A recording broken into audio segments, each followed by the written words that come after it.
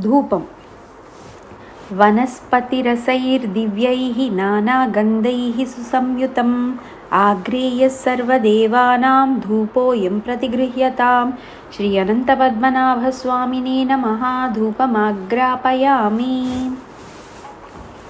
दीपं साज्यं त्रिवर्तिसंयुक्तं वह्निनायोजितं मया गृहणमङ्गलं दीपं त्रैलोक्यतिमिरापहम् भक्त्या दीपप्रयच्छामि देवाय परमात्मने त्राहि मां नरकोद्घारात् दिव्यज्योतिर्नमोऽस्तु ते। श्री अनन्तपद्मनाभस्वामिने नमः। दीपं दर्शयामि। धूपदीपानन्तरं शुद्ध आचमनीयं समर्पयामि। नैवेद्यं गृह्यतां देवा भक्तिं मे ह्यचलां कुरु फलानि च सुपक्वानि स्वीकुरु ज्ञानदायका। ॐ भूर्भुवस्सुवः तत्सवितुर्वरेण्यं भर्गो देवस्य धीमहि धियो यो नः प्रचोदयात्। सत्यं त्वर्तेन परिषिञ्चामि अमृतमस्तु अमृतोपस्तरणमसि। श्री अनन्तपद्मनाभस्वामिने नमः। नैवेद्यं समर्पयामि। ॐ भूर्भुवस्सुवः तत्सवितुर्वरेण्यं भर्गो देवस्य धीमहि धियो यो नः प्रचोदयात्। सत्यं त्वर्तेन परिषिञ्चामि अमृतमस्तु अमृतोपस्तरणमसि। ॐ प्राणाय स्वाहा ॐ अपानाय स्वाहा ॐ व्यानाय स्वाहा ॐ उदानाय स्वाहा ॐ समानाय स्वाहा। मध्ये मध्ये पानीयं समर्पयामि। अमृतापिधानमसि उत्तरापोषणं समर्पयामि। हस्तौ प्रक्षालयामि पादौ प्रक्षालयामि शुद्ध आचमनीयं समर्पयामि। ताम्बूलं पूगीफलैश्च कर्पूरैर्नागवल्लीदलैर्युतं मुक्ताचूर्णसमायुक्तं ताम्बूलं प्रतिगृह्यतां। श्री अनन्तपद्मनाभस्वामिने नमः। ताम्बूलं समर्पयामि। नीराजनं श्रियः कान्ताय कल्याणनिधये निधयेर्धिनां श्रीवेङ्कटनिवासाय श्रीनिवासाय मङ्गलं कोसलेन्द्राय महनीयगुणात्मने चक्रवर्तितनूजाय सार्वभौमाय मङ्गलाशासनपरैर्मदाचार्यपुरोगमैः सर्वैश्च पूर्वैराचार्यैः सत्कृतायास्तु मङ्गलम्। श्री अनन्तपद्मनाभस्वामिने नमः। कर्पूरनीराजनं समर्पयामि। नीराजनानन्तरं शुद्ध आचमनीयं समर्पयामि। मन्त्रपुष्पं नमोस्तनन्ताय सहस्रमूर्तये सहस्रपादाक्षि शिरोरुबाहवे सहस्रनाम्ने पुरुषाय शाश्वते सहस्रकोटियुगधारिणे नमः। श्री अनन्तपद्मनाभस्वामिने नमः। सुवर्णदिव्यमन्त्रपुष्पं समर्पयामि। आत्मप्रदक्षिणनमस्कारान् समर्पयामि। छत्रचामरगीतनृत्य आन्दोलिका अश्वारोहण गजारोहण समस्तराजोपचारान् मनसा समर्पयामि। क्षमायाचना यस्य स्मृत्या च नमोक्त्या तपः पूजा क्रियादिषु न्यूनं सम्पूर्णतां याति सद्यो वन्दे तमच्युतं। मन्त्रहीनं क्रियाहीनं भक्तिहीनं जनार्दन यत्पूजया च भगवान् सर्वात्मकः श्री अनन्तपद्मनाभदेवता सुप्रसन्न सुप्रीतो वरदो भवतु అని అక్షింతలు వదలండి. స్వస్తి వచనం స్వస్తి ప్రజాభ్యः పరిపాలయంతాం న్యాయేన మార్గేణ మహీం మహీషా గోబ్రాహ్మణేభ్యः శుభమస్తు నిత్యం లోకాः సమస్తాः సుఖినో భవంతు కాలే వర్షతు పర్జన్య పృథివీ శస్యశాలినీ దేశోऽयं క్షోభరహితో బ్రహ్మణాः సంతు నిర్భయాः అపుత్రः పుత్రిణः సంతు పుత్రిణः సంతు పౌత్రిణः అధనాः సధనాः సంతు జీవంతు శరదాం శతం. తీర్థసేవనం కాలమృత్యుహరణం సర్వవ్యాధినివారణం సమస్తపాపక్షయకరం శ్రీ అనంతపద్మనాభపాదోదకం పావనం శుభం. అనంతపద్మనాభ వ్రత కథ. అక్షంతలు చేతిలో తీసుకుని వినండి. ద్వాపరయుగంలో దుర్యోధనాదులు మాయాజూదంలో పాండవులను ఓడించి అన్యాయంగా అడవికి పంపించారు. అంతటితో ఆగక దుర్వాసుని ద్వారా పాండవులకు ఆపద కలిగించటానికి దుష్ట దుర్యోధనుడు ప్రయత్నించగా శ్రీకృష్ణుని దయవల్ల బయటపడ్డ పాండవులు ఆ దేవదేవునికి నమస్కరించి, ప్రభు, చేయని తప్పుకు ఇన్నేళ్లుగా ఈ అడవిలో పడి ఉన్నాము, ఇన్ని కష్టాలు అనుభవిస్తున్నాము, నీకు కరుణ కలగదా? నీవే ఉపేక్షిస్తే మాకు దిక్కెవరు అని దీనంగా అడిగారు.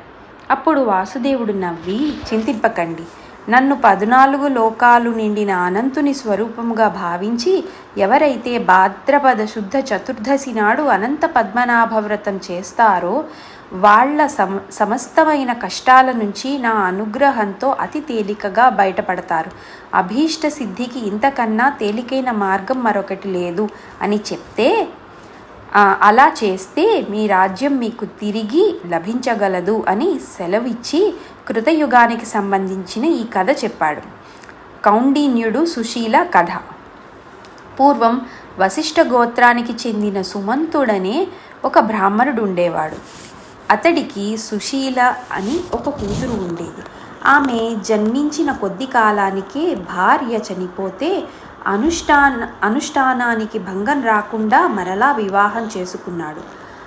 ఆ సవతి తల్లి కూతుర్ని అనేకమైన బాధలు పెడుతూ ఉండేది. యుక్త వయస్సు రాగానే సుమంతుడు తన కూతుర్ని కౌండిన్యుడనే యోగ్యుడైన వరునికిచ్చి వివాహం చేశాడు.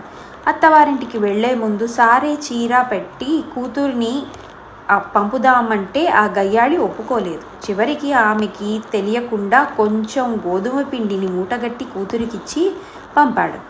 కొత్త దంపతులిద్దరూ మధ్యాహ్నం ఓ ఏటి వద్ద ఆగి సేద తీరుతూ ఉండగా అక్కడ కొందరు స్త్రీలు ఎర్రటి చీర కట్టుకుని ఏదో వ్రతం చేస్తూ ఉండడం సుశీల గమనించి అదేమిటో, ఆ విధానం ఏమిటో చెప్పమని ఒక ముత్తైదువుని అడిగింది.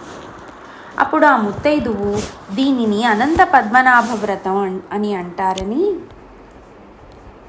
ఇది భాద్రపద శుద్ధ చతుర్దశి నాడు చెయ్యాలి అని, 14 ముడులున్న ఎర్రటి తోరం సిద్ధం చేసుకుని ఎర్రటి చీర కట్టుకుని కలశ స్థాపన చేసి ఆ జలాలలోకి యమునని ఆవాహనం చెయ్యాలి అని, దర్భలతో సర్పాకృతిని చేసి దానిపై నారాయణుణ్ణి ఆవాహన చేయాలి అని, షోడశోపచారాలతో పూజించి గోధుమ పిండితో చేసిన పదార్థాన్ని నైవేద్యం పెట్టి పాత తోరం విసర్జించి కొత్త తోరం ధరించాలి అని, ఎవరైనా సత్పురుషులకి భోజనం పెట్టి శక్తి కొలది దానం ఇవ్వాలి అని చెప్పారు.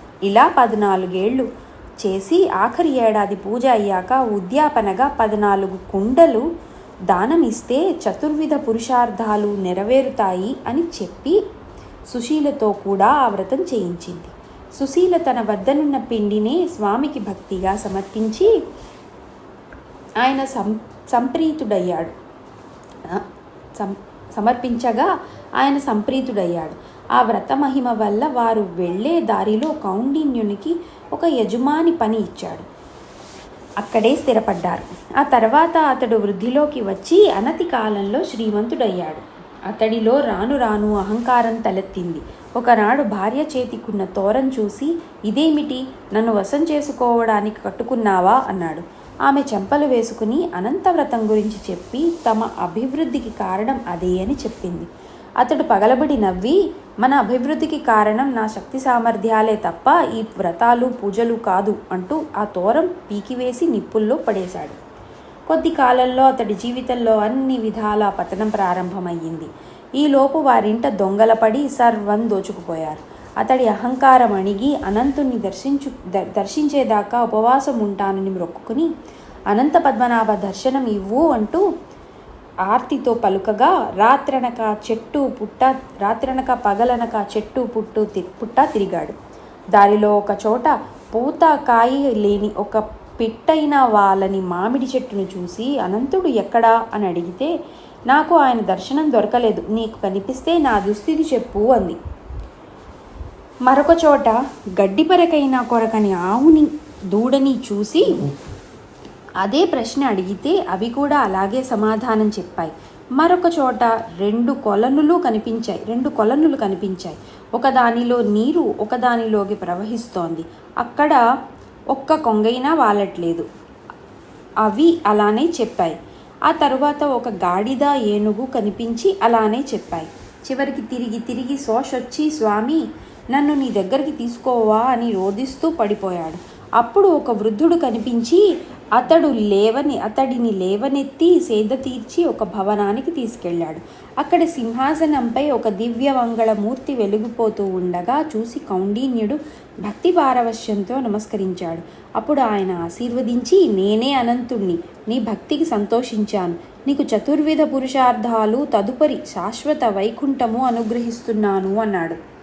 అప్పుడు కౌండిన్యుడు తాను దారిలో చూసిన వింతలు చెప్పగా అనంతుడు నవ్వి, తనకి వచ్చిన విద్య ఎవ్వరికీ నేర్పకుండా జీవితమంతా వ్యర్థవాదాలతో గడిపినవాడు మరో జన్మలో ఆ మామిడి చెట్టు, చవిటి నేలని దానమిచ్చినవాడు మరో జన్మలో మేతమేయని పశువు, ఒకరికొకరు దానాలు ఇచ్చి పుచ్చుకునే అక్కా చెల్లెళ్ళు కొలనులు క్రోధంతో కన్ను మిన్ను కానని అందరినీ అవమానించిన వాడే ఆ గాడిద, మదించిన మనిషి ఆ ఏనుగును గాను పుట్టారు అని వాళ్ళ పూర్వజన్మలు చెప్పాడు. స్వామి వాటిని కటాక్షించు అని వేడుకుంటే నీ నిస్వార్థమైన కోరికకి సంతసించి వాటికి విముక్తిని ఇస్తున్నాను. నీవు పునర్వసు నక్షత్రమై శాశ్వతముగా నిలుస్తావు అని దీవించి పంపాడు. అతడు ఇంటికి వెళ్ళి భార్యతో పురుషార్థాలన్నీ అనుభవించి ఆఖరికి వైకుంఠ ప్రాప్తిని పొందాడు అని కృష్ణుడు ఈ వ్రతకథని చెప్పగా విన్న పాండవులు కూడా ఈ వ్రతాన్ని చేసి యుద్ధంలో విజయం సాధించి మళ్ళీ పట్టాభిషక్తులయ్యారు. తోరగ్రంథి ధారణం. కుడి చేతికి 14 ముడులున్న ఈ తోరాన్ని కట్టుకుంటూ ఈ శ్లోకం చదవాలి. సంసారగహ్వారగుహసు సుఖం విహర్తుం వాంఛింతి ఏ కురుకులోద్వః శుద్ధసత్వాః సంపూజ్య త్రిభువనేశ మనంతరూపం బధ్నంతి దక్షిణకరే వరదోరకం తే. ఓం శ్రీ అనంతపద్మనాభస్వామినే నమః. తోరబంధనం కరిష్యామి. జీర్ణతోరణ విసర్జనం. కిందటి సంవత్సరం చేతికి కట్టుకున్న తోరణాన్ని విప్పేస్తూ అనంతానంత దేవేశ యనంత ఫలదాయక సూత్రగ్రంథీషు సంస్థాయ విశ్వరూపాయ తే నమః. ఎవరికైనా వాయనం ఇచ్చేటప్పుడు ఈ శ్లోకం చదవాలి.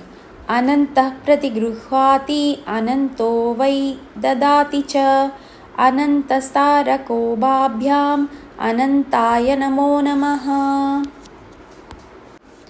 ఇక్కడితో ఈ పూజ సమాప్తం.